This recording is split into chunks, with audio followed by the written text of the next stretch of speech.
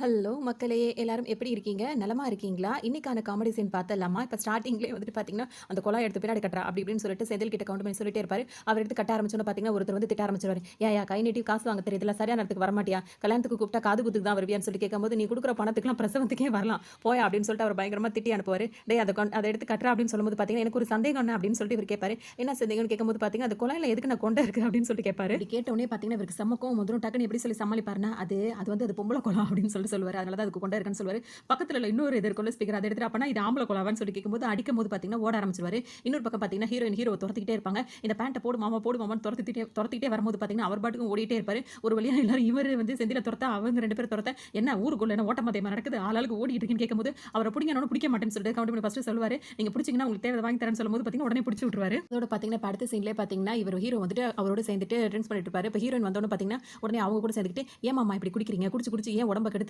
குடியே கெடுக்கும்" அப்படின்னு சொல்லிட்டு, "வாமா போலான்னு" சொல்லிட்டு ஹீரோயின கூட்டிட்டு வந்துட்டு இருப்பாரு. என்னது இவன் வாங்கி கொடுத்தது இவன் தான் இந்த மாதிரி சொல்லிட்டு போறான். இவன் சொல்றத பார்த்தா வழிய போற ஆத்தவ கூப்பிட்டு எனக்கு ஒரு ஆப்பு வைங்கன்னு சொல்ற மாதிரில இருக்குன்னு சொல்லிட்டு இவர் நினைப்பாரு. கவுண்ட் பண்ணி வந்து கடையில உட்கார்ந்துட்டு இருப்பாரு. ஒரு வளையல் கடை, பஞ்சர் கடை வச்சிருப்பார்ல. அங்க கடையில உட்கார்ந்துட்டு இருப்பாரு. குடுத்த காச வசூல் பண்ணிட்டு வர சொன்னா இந்த நாய் எங்க உட்கார்ந்துட்டு எலும்பு கடிச்சிட்டு இருக்கோ தெரியலையே அப்படின்னு சொல்லிட்டு செந்தில திட்டிட்டு இருப்பாரு. அப்போ ஒருத்தர் வருவாரு. ஐயா தர்மம் பண்ணுங்க சாமின்னு சொல்லும்போது பாத்தீங்கன்னா பாக்கெட்டுக்குள்ள கைய விடுவாரு. கைய விட்டு பாத்தீங்கன்னா ஒரு பீடி எடுத்து வாயில வச்சுட்டு சில்லறை இல்லப்பா அப்படின்னு சொல்லுவாரு. சொல்லவும் டக்குன்னு வந்தவர் ஒண்ணு என்ன சொல்வாருன்னா, பரவாயில்ல சாமி நோட்டா இருந்தாலும் பரவாயில்ல போடுங்க சாமி தலக்காக்கும் தர்மம் தலக்காக்கும்னு சொல்லும்போது பாத்தீங்கன்னா அதெல்லாம் அந்த காலம். இப்ப தலையில உள்ளத கூட தர்மம் காக்காது அப்படின்ற மாதிரிலாம் பேசிட்டே இருப்பாரு. அப்ப பார்த்தீங்கன்னா வந்துட்டு, சரி ஏதாவது பசிக்குது சாமி, ஏதாவது சாப்பாடு போடுங்கன்னு கேட்டுட்டே இருப்பாரு. டக்குனு இவர் என்ன சொல்வாருன்னா, நேத்து சுட்ட இட்லி தான் இருக்கு. சாப்பிடுறியான்னு சொல்லிட்டு கேட்கும்போது பார்த்தீங்கன்னா, அப்படின்னு சொல்லிட்டு வேணான்ருவாரு. அப்புறம் கிளம்ப போவாரு. திரும்ப நின்னுட்டு, நீங்களும் அத தான் சாப்பிட போறீங்களான்னு கேட்கும்போது, ஆமான்னு சொல்லிட்டு இவர் சொல்லுவாரு. இத புடிங்கன்னு சொல்லிட்டு அவர் கையில உள்ள தட்ட அவர்ட்ட குடுப்பாரு. இவரும் வாங்கிட்டு இருப்பாரு. வாங்கும்போது, இந்த பொழப்பு பொழைக்கிறதுக்கு பேசாம என் கூட வாங்க. 3 வேளையும் சுடுசோறு சாப்பிடலான்னும் போது, எடுக்கிறது பிச்சை இதுல எகத்தாளம் வேறன்னு அவரையும் விரட்டி விரட்டி அடிக்க ஆரம்பிச்சுருவாரு. அவர வந்து விரட்டி விட்டுருவாரு. கையில பார்த்தீங்கன்னா, அவரோட பிளேட் மட்டும் இவர் புடிச்சு நின்னுட்டு இருப்பாரு. கடைசியில நம்மளையும் பிச்சைக்காரனாக்க பார்த்துட்டானே ஒரு நிமிஷத்துல அப்படின்னு சொல்லிட்டு பார்த்தீங்கன்னா, அந்த பிளேட்ட பார்த்துட்டு தான் நிப்பாரு. அதுக்குள்ள பார்த்தீங்கன்னா, அந்த பிளேட்ல ஏதோ ஒண்ணு விழும். பார்த்தீங்கன்னா, காது மாரி இருக்கும். கரையா வேற இருக்கும். என்னன்னு சொல்லிட்டு நிமிர்ந்து பார்க்கும்போது பார்த்தீங்கன்னா, இவர் வந்து செந்தில் இருக்கார்ல, உர்ருன்னு அப்படியே உருமிக்கிட்டே பார்த்தீங்கன்னா, வாய் ஃபுல்லா அப்படியே கரையா இருக்கும். அவர் கடிச்சிட்டு வந்திருக்காருன்றதுனால தெரியும். "என்னடா இது?" அப்படின்னு சொல்லிட்டு அவர் கேட்பாரு. ஏன்னா, அவருக்கு அடையாளமே தெரியல. தட்டுல என்ன வந்து விழுந்திருக்குன்னு. உடனே இவர் என்ன சொல்வாருன்னா, அந்த சேட்டு கடைக்காரன்கிட்ட அந்த மாரி நம்ம செட்டு போட்டு விட்டோம்ல, காசு கேட்டா குடுக்க மாட்டேங்கிறான். அதனால தான் அவன் காத கடிச்சிட்டு வந்துட்டான் அப்படின்னு சொல்லும்போது பார்த்தீங்கன்னா, இவருக்கு ரொம்ப ஒரு மாரி தூக்கி வாரி போட்டுரும். அட ஏன்டா நான் எப்படி செஞ்சேன்? காத கடிச்சிட்டு வந்ததுக்கு பதிலா அவரோட கிட்னி ஏதாவது எடுத்துட்டு வந்தா கூட நல்லா காசு பார்த்துருக்கலாம். இப்படி பண்ணிட்டியேன்னு சொல்லும்போது பார்த்தீங்கன்னா, அதுக்கு அவர் என்ன சொல்வாருன்னா, அவன் காதுல ஒரு 3 தோடு போட்டிருந்தானோன, ஐயோ! அந்த காத எட்றா அப்படின்னு சொல்லிட்டு வேக வேகமா கீழ போட்டத வேற எடுத்துட்டு இருப்பாரு. இது நடந்துட்டு இருக்கும்போதே பார்த்தீங்கன்னா, வேக வேகமா அந்த காதுக்கு சொந்தக்காரர் ஓடி வருவாரு. சொல்லி கத்திக்கிட்டே ஓடி வந்துட்டு, என் காது கூட இந்தா உன் காசு அப்படின்னோன பார்த்தீங்கன்னா, பரவாயில்லையே காச நல்லா வசூல் பண்ணி குடுத்துட்டேன்னு சொல்லிட்டு இப்ப சந்தோஷப்படுவாரு. இவர் என்ன சொல்வாருன்னா, இப்படிலாம் கேட்டா தான் காச குடுப்பீங்க அப்படின்னோன பார்த்தீங்கன்னா, என் காத குடியான்னு சொல்லி கேட்கும்போது பார்த்தீங்கன்னா, அந்த அறிக்கை எடுத்துட்டு போன்னு சொல்லும்போது, அதுக்குள்ள அங்க ஒரு நாய் வந்து நிக்குமா, ஐயோன்னு அங்க வேற பதறிக்கிட்டே ஓடுவாரு. இதோட பார்த்தீங்கன்னா, அவர் போனதுக்கு அப்புறம் பார்த்தீங்கன்னா, அப்புறம் வந்துட்டு என்ன பாஸ் எனக்கு வேற 2 மாசம் சம்பளம் பாக்கி இருக்கு அப்படின்னு சொல்லிட்டு இவர் செந்தில் சொல்லுவான். ஐயய்யோ! இந்தாடா அப்படின்னு சொல்லிட்டு அவர் கையில இருந்த காசையும் அவர் மூஞ்சில தூக்கி போட்டுருவாரு. இப்படிலாம் கேட்டா தான் அதாவது காசே கையில கிடைக்குதுன்னு சொல்லிட்டு இவர் ரொம்ப சந்தோஷப்படுவாரு. பாத்தீங்கன்னா வந்துட்டு இப்ப கவுண்டமணி வந்து ஒரு ஆள் கிட்ட பேசிட்டே வருவாரு. வடக்குப்பட்டி ராமசாமிய பத்தி விசாரிச்சுட்டு வருவாரு. அந்த வடக்குப்பட்டி ராமசாமி எப்படி அப்படின்னு சொல்லி கேட்பாரு. ஏன்பா அவன பத்தி கேட்கறானோனே, அவன் பொண்ணு கல்யாணத்துக்காக ஒரு வருஷத்துக்கு முன்னாடி வந்துட்டு அந்த ஸ்பீக்கர் செட்லாம் இருக்கும்ல அதெல்லாம் வாங்கிட்டு போனா இன்னும் காசு தர மாட்டேங்கிறான் அப்படின்னு சொல்லும்போது இவர் ஒரு ஐடியா குடுப்பாரு. அதாவது பல நாள் வராத கடன் இந்த மாரி குடுக்கல் வாங்கல் வரலன்னா காலையில எந்திரிச்சு நரிமுகத்துல முழிச்சிட்டு போனோம் அப்படின்னா வந்துட்டு இந்த காசு கிடைச்சிரும்பா அப்படின்னு சொல்லிட்டு அவர் சொல்லுவாரு. கேட்டோனே இப்ப இவர் என்ன சொல்வாருன்னா, அட போ பெருசு நீ சொல்றத கேட்டு காட்டுக்குள்ள போயிட்டு நெறைய இங்க வா உன் மூஞ்ச கொஞ்சம் காட்டு நான் அத கேட்கிறேன் அது கிடைக்க கூட அந்த இடத்துல கடிச்சு வச்சுட்டு போகும் அப்படின்னோனே இதுக்கான காட்டுக்குள்ள போணுமான்னு சொல்லி கேட்கும்போது நீ ஏன்பா காட்டுக்குள்ள போற அதான் கூடவே ஒருத்தனை வச்சிருக்கேன்னு சொல்லிட்டு சொல்லுவாரு. யாருன்னு கேட்கும்போது அதான்ப்பா அப்படின்னு சொல்லிட்டு அந்த செந்தில சொல்வாரு. அவன் நரி கிடையாது அவன் பெருச்சாளி அப்படின்னு சொல்லிட்டு சொல்லுவாரு. சொல்வாருன்னா இதுக்கு முன்னாடி அவன் முகத்தை நீ முழிச்சு பாத்திருக்கியான்னு கேட்பாரு. இல்ல அப்படின்னு சொல்லிட்டு இவர் சொல்லுவாரு. இன்னைக்கு ஒரு தடவை நீ அவன் முகத்துல முழிச்சு பாரு அப்ப என்ன நடக்குதுன்னு உனக்கே தெரியும் அப்படின்னு சொல்லிட்டு இவர் சொல்லவும் முழிச்சு பார்க்க வடக்குப்பட்டி ராமசாமி கிட்ட பணத்தை வாங்குறேன். நரி நரின்னு சொல்லிட்டு இப்ப கூப்பிட்டுட்டே வருவாரு. செந்தில் பாட்டுக்கு தூங்கிட்டே இருப்பாரு. அவர் நரின்னு சொல்லிட்டு எழுப்புவாரு. இப்படியே உட்காந்துருப்பாரு. பக்கத்துல உட்காந்துட்டு எந்திரிக்க மாட்டேன்னு சொல்லுவாரு. கடை முதலாளி வந்திருக்கம்பா ஒரே ஒரு தடவை எந்திரிப்பா நரின்னு கெஞ்சிக்கிட்டே உட்காந்துருப்பாரு. அட என்ன உங்களோட தொந்தரவா போச்சுன்னு சொல்லிட்டு இப்பதான் மூஞ்சில உள்ள போர்வையை விளக்குவாரு. ஒரே ஒரு கண்ணு முழிச்சு பார்த்தோன்னா அப்படின்னு சொல்லிட்டு பாப்பாரு. பார்த்துட்டே இருக்கும்போது பாத்தீங்கன்னா அப்படியே ஒரு தடவை ஊழ விடும்பா அப்படின்னு சொல்லும்போது பாத்தீங்கன்னா ஊ அப்படின்ற மாதிரி ஊழ விட்டுருவாரு. நரி ஊழ விட்டுருச்சு சக்சஸ் அப்படின்னு சொல்லிட்டு இப்ப கிளம்ப ஆரம்பிச்சிருவாரு. கிளம்பும் போதே ராமசாமி பணத்தை எடுத்து வைடா அப்படின்னு சொல்லிட்டே வருவாரு. சைக்கிள்ல வேக வேகமா வந்துட்டே இருக்கும்போதே பாத்தீங்கன்னா டக்குன்னு இப்ப சைக்கிள் உள்ள காத்து டயர்ல இருந்து இறங்கிரும். அதோட பஞ்சர் ஆயிருக்குன்னு கூட சொல்லலாம். சொன்னோன்னே என்னது அதாவது டயர் இப்படி ஆயிடுச்சு அப்படின்னு சொல்லிட்டு அதெல்லாம் சரிதான் நல்ல காரியத்துக்கு போகும்போது இந்த மாதிரி சில தடங்கள் வரதான் செய்யும் அப்படின்னு சொல்லிட்டு திரும்ப கிளம்புவாரு. யோசிச்சுட்டு இருந்தா வேலை நடக்குமா சரி நம்ம போற வேலையை பார்ப்போம் அப்படின்னு சொல்லி திரும்ப கிளம்புவாரு. சைக்கிளை தள்ளிட்டே நடந்துட்டே இருக்கும்போதே பாத்தீங்கன்னா செருப்பு வாரே அறந்துரும். என்ன 2வது தடங்கள் ஆயிடுச்சு அப்படின்னு சொல்லிட்டு திரும்பவும் யோசிச்சு பார்ப்பாரு. அவர் ஊழ விட்ட மாதிரி ஞாபகம் வரும். சக்சஸ் அப்படின்னு சொல்லிட்டு திரும்பவும் நடக்க ஆரம்பிச்சிருவாரு. அப்படிதான் இன்னும் கொஞ்சம் தூரம் நடந்துகிட்டே இருப்பாரு. டக்குன்னு அவர் காலில் காயப்பட்டு அப்படியே இதே ஆகிடும் ப்ளீடிங் ஆகிரும். அந்த டைம்ல பாத்துட்டீங்கன்னா என்னது இது ரத்த காலம் வாங்குது அப்படி அப்படின்னு சொல்லிட்டு யோசிக்கும் போது அதெல்லாம் வந்துரும் பணம் வந்துரும் அப்படின்னு சொல்லிட்டு திரும்ப திரும்ப போயிட்டே இருப்பாரு. அங்க பாத்தீங்கன்னா ஆப்போசிட் எல்லாரும் ஆடி பாடிட்டு வந்துட்டு இருப்பாங்க. உடனே வந்து யாருப்பா இறந்து போனது என்னாச்சு அப்படின்னு கேட்கும்போது அந்த அவர் ரொம்ப சுகமா ராமசாமி என்ன என்ன அப்படின்னு சொல்லும்போது, எந்த ராமசாமி அப்படின்னு சொல்லி இவர் கேட்பாரு. எந்த ராமசாமி அப்படின்னு சொல்லிட்டு இவர் கேட்கவும், வடக்குப்பட்டி ராமசாமின்னு அப்படின்னு சொல்லிட்டு அவர் அழுதுட்டு போகும்போது, வடக்குப்பட்டி ராமசாமியா, எனக்கு பணம் கொடுக்க வேண்டிய வடக்குப்பட்டி ராமசாமி அப்படின்னு சொல்லிட்டு அழ ஆரம்பிச்சிருவாரு. அதோட பார்த்தீங்கன்னா, நரிமுகத்துல முழிச்சிட்டு போன ஒருத்தர் சொன்னார் பார்த்தீங்களா, அவர அடிச்சே இழுத்துட்டு வந்து பார்த்தீங்கன்னா, இந்த தூங்குற நரி மேல தள்ளி விட்டுருவாரு. நான் செத்தேன், நான் செத்தேன்னு கதறிக்கிட்டே போய் விழுவாரு. இப்ப நீ உண்மையிலேயே சாக தான் போற அப்படின்னு சொல்லிட்டு செம்ம அடி விழும். அவர் வேற எந்திரிச்சு உட்காந்து என்ன ஆச்சு அப்படின்னு சொல்லி கேட்கும்போது, இவன் நரியாடா, இவன் உன் கண்ணுக்கு இப்படி தான் தெரியறானான்னு கேட்கும்போது, ஆமா என் கண்ணுக்கு இவன் இப்படி தான் நரி மாதிரி தான் தெரிஞ்சான்னு சொல்லிட்டு அவர் அப்பவும் அப்படி தான் சொல்லுவாரு. அதோட என்ன பிரச்சனைன்னு சொல்லிட்டு இப்ப செந்தில் கேட்கும்போது, வடக்குப்பட்டி ராமசாமி இறந்து போயிட்டான்னு சொல்லி சொல்லும்போது, எது செத்து போயிட்டானா, அவன் நம்மளுக்கு பணம் தர வேண்டியது இருக்குன்னு அப்படின்னு சொன்னா, உங்க 2 பேரும் என்ன செய்யணும் தெரியும், மரியாதையா ஓடி போயிருங்க, ஊருக்குள்ள ஒரு நாய் இருக்கக்கூடாது அப்படின்னு சொல்லி திட்டிட்டு இருப்பாரு.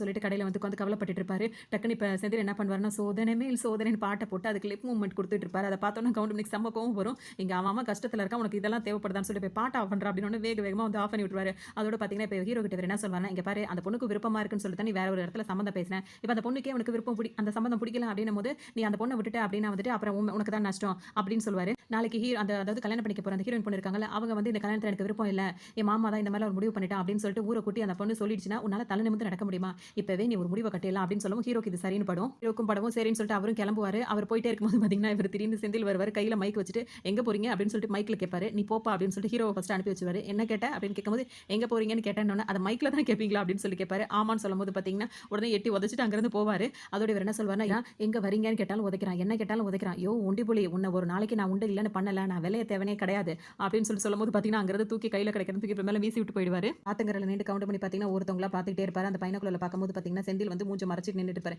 யார் இவன் சொல்லிட்டு பார்க்கும்போது இவர் நின்றுட்டு இருப்பாரு. இது என்னன்னு கேட்கும்போது பாத்தீங்கன்னா கிட்டத்துல இருக்கிறது தூரமாகட்டும், தூரத்துல இருக்கிறது கிட்டதா கட்டும் அப்படின்னு சொல்லிட்டே இருக்கும்போது இப்ப ஹீரோனுக்கு கோவம் வரும். உங்களை நான் என்ன சொன்னா என்ன பண்ணிட்டு இருக்கீங்க பாருங்க, மாமா வரான்னு சொல்லும்போது பாத்தீங்கன்னா இப்ப செந்தில் கிட்ட கொடுக்கும்போது வானத்துல பாப்பாரு. உன் மாமா என்ன ஏலியனா, என்னடா அங்க பாக்குறேன், இங்க கீழே பாரு அப்படின்னு சொல்லவும் பார்க்கும்போது கரெக்டா ஹீரோ வருவாரு. இது என்ன பிளான் பண்ணிருப்பாங்கன்னா, ஹீரோ வரும்போது பாத்தீங்கன்னா தண்ணிக்குள்ள குதிச்சிடணும், அவர் வந்து காப்பாத்தும் போது அப்படி ஏதாவது அவரை வந்து மனச மாத்திடலாம் அப்படின்ற மாதிரி அவங்க பிளான் பண்ணிட்டு இருப்பாங்க. இப்ப வராருன்னு பாத்தீங்கன்னா ஹீரோயின் பாத்தீங்கன்னா வேக வேகமா போய் தண்ணிக்குள்ள குதிச்சு காப்பாத்துங்க காப்பாத்துங்க கதறிட்டு இருப்பாங்க. உடனே ஹீரோவும் பார்த்துட்டு வேக வேகமா அவரும் போய் குதிச்சிருப்பாரு. உடனே இவங்க 2 பேரும் மறைஞ்சு நின்னுட்டு இருப்பாங்களா. அண்ணா இப்ப என்ன ஆகும்னு கேட்கும்போது பாத்தீங்கன்னா இப்ப மீனை பிடிப்பாரு, மீன் அவனை கடிக்கும் அப்படின்னு சொல்லிட்டே இருக்கும்போது பாத்தீங்கன்னா அப்படின்னா புரியலையேன்னு கேட்கும்போது, அதாவது நான் தண்ணிக்குள்ள அப்படி சொல்லும்போது பாத்தீங்கன்னா தண்ணிக்குள்ள அப்படி இருக்கும்போது அழிஞ்சிராது அப்படின்ற மாதிரி இவர் வேற கேட்டுட்டு இருப்பாரு. இந்தியாவுல இந்த மாதிரி யாருமே கேள்வி கேட்க மாட்டாங்கன்னு சொல்லிட்டு அவர் சொல்லுவாரு. இருக்கும்போதே பாத்தீங்கன்னா திடீர்னு ஹீரோயின் கத்த ஆரம்பிச்சிருவாங்க, சித்தப்பா மாமாவை காப்பாத்துங்க, சித்தப்பா மாமாவை காப்பாத்துங்க. ஐயோ நம்ம பிளான் இப்ப வேற மாதிரி போயிட்டு இருக்குன்னு சொல்லிட்டு வேக வேகமா ஓடி வந்து பார்க்கும்போது பாத்தீங்கன்னா இப்ப ஹீரோ தண்ணிக்குள்ள மூழ்கி கிடப்பாரு. ஏன்னா காப்பாத்து போன அவர் வந்து மூழ்கிற மாதிரி ஆயிருப்பாரு. ஏன்னா அவருக்கு நீச்சல் தெரியாதனால இப்ப வேக வேகமா கூட்டு வந்து போட்டு வயித்தை போட்டு அமுத்திட்டு இருப்பாங்க. அப்ப பாத்தீங்கன்னா செந்தில் பயங்கரமா அழுதுட்டு இருக்காரு.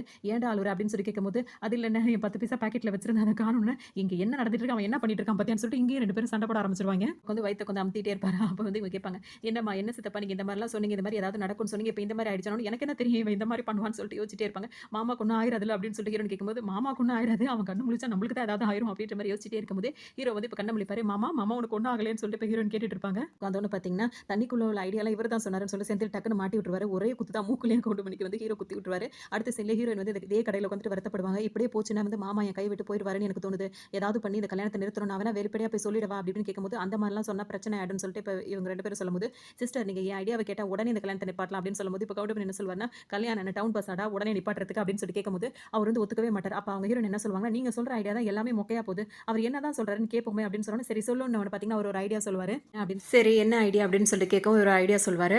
அவர் அதாவது இவங்க சொல்லிட்டாங்கல்ல, அதனால இப்போ இந்த ஐடியா என்னவா இருக்கும் அப்படின்னு சொல்லிட்டு பார்த்தோம் அப்படின்னா, இப்போ அந்த ஒத்தகை இருக்கான்ல அவனுக்கு வந்துட்டு பார்த்தோம்னா பில்லி சூனியம் அப்புறம் இதெல்லாம் வந்துட்டு பேய் பிசாசெல்லாம் நம்பிக்கை அதிகம். அதனால வந்துட்டு இன்னைக்கு நைட்டு வந்துட்டு நீங்கள் வந்துட்டு குடுகுடுப்புக்காரன் வேஷம் போட்டுட்டு அவன் வீட்டில் போய் நின்றுட்டு இந்த கல்யாணம் நடந்தால் இந்த வீட்டில் உள்ள கண்ணிக்கு வந்து ஆபத்து நீங்கள் சொன்னீங்கன்னா அந்த கல்யாணம் நின்றுரும் அப்படின்னு சொன்னோன்னு பார்த்தீங்கன்னா ஹீரோனுக்கு ரொம்ப சந்தோஷமாயிடும். சூப்பர் ஐடியா அப்படின்னு சொல்லிடுவாங்க. உடனே இப்போ கவுண்ட் பண்ணி என்ன செய்வாருன்னா அந்த குடுகுடுப்புக்காரன் வேஷம் போட்டுட்டு அந்த நைட் அங்கே போயிடுவார். நல்ல காலம் பொறுக்குது நல்ல காலம் பொறுக்குதுன்னு சொல்கிறதுக்கு பதிலாக கெட்ட காலம் பொறுக்குது கெட்ட காலம் பொறுக்குது, இந்த வீட்டில் உள்ளவனுக்கு வந்து கெட்ட காலம் பொறுக்குது, இந்த மாதிரி கல்யாணம் நடந்தா கண்ணிக்கு ஆபத்து இவனுக்கு ஆபத்து அப்படி இப்படின்ற மாதிரிலாம் சொல்லிட்டே இருப்பாரு. சொல்லிட்டு மேலே பார்த்துட்டு திடீர்னு கீழே பார்ப்பாரு பாருங்க, அவங்க ஆளுங்க எல்லாம் சுற்றி நிற்க ஆரம்பிச்சிருவாங்க. கெட்ட காலம் பிறந்துருச்சுன்னு உளர ஆரம்பிச்சிருவாரு. அதோட பார்த்தீங்கன்னா அந்த ஒத்த கையை இருக்காருல ராதாரவி தான் வருவார். வந்துட்டு இப்போ நீ என்ன சொன்ன அப்படின்னு சொல்லி கேட்கும்போது, என்ன ஏன் மிரட்டி கேட்குற, ஜெக்கம்மா மிரட்டி கேட்டாலும் சொல்ல மாட்டா, ஒரு தடவை தான் சொல்லுவா அப்படின்னு சொல்லிட்டு இருப்பாரு. இன்னொரு தடவை நல்ல காலம் பிறக்குதுன்னு ஏதாவது இந்த மாதிரி கெட்ட காலம்னு சொல்லிட்டு இருந்த, நல்ல காலமும் கெட்ட காலமும் கிட்னி இருக்காது அப்படின்னு சொல்லிட்டு மிரட்டி விட்டுருவாரு. அதோட பார்த்தீங்கன்னா இனிமேல் வாக்கு சொல்கிறேன்னு இந்த பக்கம் உன்னை நான் பார்த்தேன், உன் நாக்கு இருக்காது, இந்த நாயை அடித்து விரட்டுக்கடா அப்படின்ற மாதிரி அவர் சொல்லிடுவார். அவ்வளோதான், மொத்த பேரும் சேர்ந்து அவரை அடின்னு போட்டு அடித்து அவரை உண்டு இல்லைன்னு ஆக்கிடுவாங்க. மறுநாள் இப்போ பார்த்தீங்கன்னா காரெல்லாம் கட்டு போட்டு ஒவ்வொரு இடமா கட்டு போட்டு அங்கேயும் இங்கேயும் அங்கங்கே மட்டும் கேப் இருக்கும், மற்றபடி எல்லா இடமும் டோட்டலாக அடிபட்டிருப்பாரு. படுத்திருக்கும் போது பார்த்தீங்கன்னா இப்போ செந்தில் இருக்காருல்ல, ஹாப்பி இன்று முதல் ஹாப்பி அந்த சாங் இருக்குது பார்த்தீங்களா, அதை போட்டுக்கிட்டு ஜாலியாக என்ஜாய் பண்ணிட்டு இருப்பாரு. இதை பார்க்கும்போது அவருக்கு செம்ம கோவம் வரும். மரியாதையாக அந்த பாட்டை நிப்பாட்டுறான்னு சொல்லும்போது நிப்பாட்ட மாட்டேன்னு சொல்லிட்டு ரொம்ப ஜாலியாக ஹாயாக இது பண்ணிட்டு இருப்பாரு. அப்போ பார்த்தீங்கன்னா இந்த மாதிரி அநியாயமாக இப்படி ஒரு ஐடியா கொடுத்து அந்த ஒத்த கையன்ட்டு இவ்வளோ அடி வாங்க வச்சுட்டியாடா அப்படின்னு சொல்லிட்டு அவர் பாட்டுக்கு நொந்துக்கிட்டே இருப்பாரு. அதனால் என்ன நான் செய்ய முடியும், அதெல்லாம் விதி அப்படின்ற மாதிரிலாம் சொல்லிட்டு இருப்பாரு. அப்பன்னு பார்த்து 2 லேடிஸ் வருவாங்க. வளையல் போட வரும்போது பார்த்தீங்கன்னா, வாங்க வாங்க நான் உங்களுக்கு போடுறேன், வலிக்காம போட்டு விட்றேன்னு சொல்லுவார். உடனே இவருக்கு செம்ம கோவம் வந்துக்கிட்டே இருக்கும். போடும்போது பார்த்தீங்கன்னா, நீ என்னடா போடுற, நான் அந்த ஒத்த கையில் நான் போட்டு விடுவாங்க, என்கிட்ட வாங்கன்னு சொல்லிட்டு கவுண்டமணி இப்போ கூப்பிடுவார். அவர் தான் போடுறேன்னு சொல்கிறாருல, உனக்கு என்னையா போறாம, அவர் தான் போட்டு விடுறாருல அப்படின்ற மாதிரிலாம் அந்த லேடிஸ் சொல்லவும் அவங்களுக்கு செம்ம டென்ஷன் ஆகிட்டே இருக்கும். ஆமாம் இவளுங்க வளையல் போட வந்துட்டாளுங்க, கையில் 8 அணா வச்சிருப்பாளுங்க, அதுவும் இருக்குதா இல்லையான்னு தெரியல அப்படின்னோடனே நான் உடனே இவர் என்ன பண்ணுவாருன்னா, இன்னைக்கு இதை ஃப்ரீயாக வச்சுங்க, இதை கிஃப்ட்டாக வச்சுங்கன்னு கூட வளையல் எடுத்து கொடுத்துட்டே இருப்பாரு. எக்ஸ்ட்ரா வளையல் எடுத்து அவங்களுக்குலாம் போட்டுக்கிட்டே இருப்பாங்க. நாளைக்கு வாங்க, நாளைக்கு வளையல் போட்டு விட்றேன் அப்படின்னு, நாளைக்கு நல்லா வருவாளுங்க அப்படின்ற மாதிரி இவர் திட்டிகிட்டே இருப்பார். அந்த டைம் பார்த்தீங்கன்னா ஒரிஜினல் குடுகுடுப்புக்கார் இருக்கார்ல, அவர் வந்துட்டு வர சாமி என்னோட ட்ரெஸ் எங்க சாமி அப்படின்னு, உடுப்பு எங்க சாமி அப்படின்னு சொல்லி கேட்கும்போது கீழே இருக்கு பாருன்னு இவரை தூக்கி பார்த்துட்டு இருப்பாரு. இங்கே இல்லை அங்கே இருக்கு பாரு அப்படின்னு சொல்லணும்னு பார்த்தீங்கன்னா அவர் அங்கே போய் எடுக்க போவார். சாமிக்கு எங்கெல்லாம் அடிபட்டிருக்கு அப்படின்னு ஒரு வார்த்தை தான் கேட்பார். உடனே சும்மா இல்லாமல் செந்தில் என்ன பண்ணுவார்னா 2 கையை மூடிட்டு அவர் நெஞ்சில் காலில் கையில் இங்கேன்னு எல்லா இடத்தையும் குத்தி அவருக்கு அடிப்பட்டதை இன்னும் கொஞ்சம் வலிக்கிற மாதிரி ஆக்கிடுவார். எனக்கு வளைச்சாலும் பரவாயில்லடா, எந்திரிச்சு வந்து இன்றைக்கி ஒன்று தோணு உரிக்காம விட மாட்டேன்னு இவர் பின்னாடியே போய் சுற்றி அடிச்சுக்கிட்டே இருப்பார்.